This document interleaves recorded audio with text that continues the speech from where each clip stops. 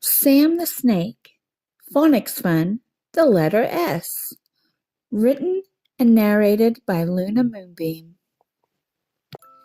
Sam the Snake slithered silently through the tall, sun-warmed grass.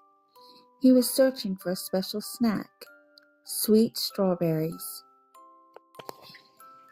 He smelled them earlier, a strong, sugary scent carried on the summer breeze. Sam loved strawberries more than anything, even more than snoozing in the sun. He passed a sleepy snail, leaving a silvery trail. "Sorry to disturb your slumber," Sam whispered politely. The snail didn't stir. Sam continued his search, his scales shimmering in the sunlight.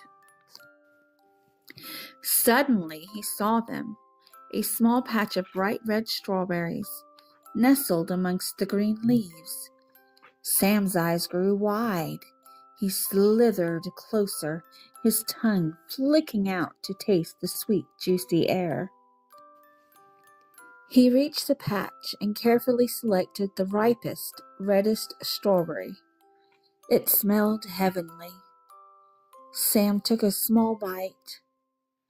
"Super," he sighed happily.